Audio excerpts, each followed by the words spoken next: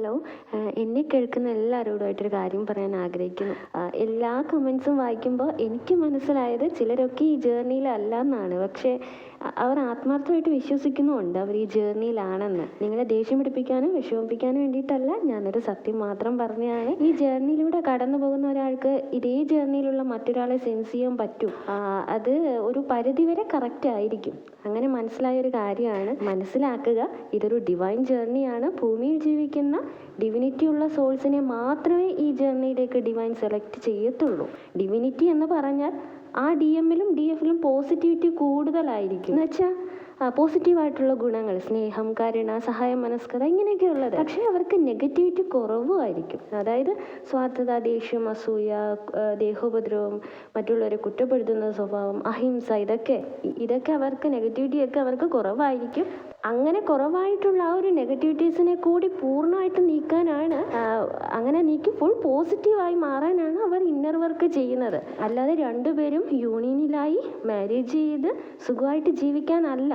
DFനെ കൊണ്ട് inner work ചെയ്യിക്കാൻ വേണ്ടിയിട്ടാണ് DM അവരുടെ ജീവിതത്തിലേക്ക് വന്ന് ഒരുപാട് സ്നേഹം കൊടുത്തിട്ട് അകന്നു പോകുന്നത്. അപ്പോൾ DFനുണ്ടാകുന്ന തകർച്ചയാണ് DFനെ ഇന്നർ വർക്കിലേക്ക് നയിക്കുന്നത്. മനസ്സിലായോ? DFും DMും ആരെയും വേദനിപ്പിക്കാത്ത സോൾസ് ആയിരിക്കും. ഒരു DFന് അവരുടെ DMനെയും DMന്റെ സാഹചര്യങ്ങളെയും ആക്സെപ്റ്റ് ചെയ്യാനുള്ള കഴിവുണ്ടായിരിക്കും. അതുപോലെ തിരിച്ചു. ഉദാഹരണത്തിന് DF സിംഗിളും DM മാരീഡും ആണെങ്കിൽ ആ DF ഒരിക്കലും മാരീഡ് ആയിട്ടുള്ള ആ ഒരു DMനോട് പറയില്ല അവരുടെ വൈഫിനെയും ഫാമിലിയൊക്കെ കളഞ്ഞിട്ട് തന്നെ വിവാഹം കഴിച്ച് സന്തോഷത്തോടെ ജീവിക്കാമെന്ന് പറയില്ല.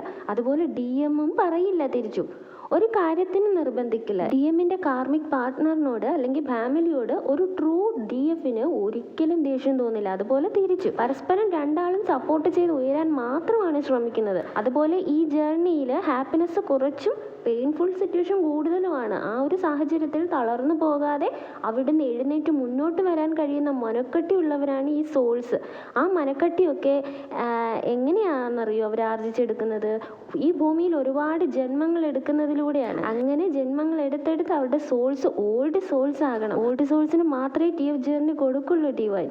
ഓൾഡ് സോൾസ് ഞാൻ ഈ പറഞ്ഞ പ്രത്യേകതയൊക്കെ ഉള്ളവരായിരിക്കും. ഒരു കാര്യം മനസ്സിലാക്കുക, നമ്മളെല്ലാവരും ഓൾഡ് സോൾസ് അല്ല കേട്ടോ. ഓൾഡ് സോൾസിന്റെ പ്രത്യേകതകൾ എന്തൊക്കെയാണെന്ന് ഞാൻ വീഡിയോ ചെയ്തിട്ടുണ്ട്, അതൊന്ന് കണ്ടു നോക്കണം. ഓൾഡ് സോൾസ് വളരെ കുറച്ചേ ഉള്ളൂ ഭൂമിയിൽ. അതുകൊണ്ട് തന്നെയാണ് ട്വിൻ ഫ്ലെയിം ജേർണി റെയർ ആകുന്നതും. ഓക്കെ, ഒരു നോർമൽ ലവ് റിലേഷൻഷിപ്പിലുള്ളവർ പോലും അവർക്കിടയിൽ ഒരു ബ്രേക്കപ്പ് ഉണ്ടാകുമ്പോൾ യൂട്യൂബിലെ ട്വിൻ ഫ്ലെയിം വീഡിയോസൊക്കെ ആയിട്ട് കണക്റ്റ് ആകുന്നു. അങ്ങനെ അവർ സ്വയം തെറ്റിദ്ധരിക്കുകയാണ് അവരും ട്വിൻ ഫ്ലെയിം ജേർണിയിലാണെന്ന്. അതിന് കാരണം എന്താണെന്നറിയോ?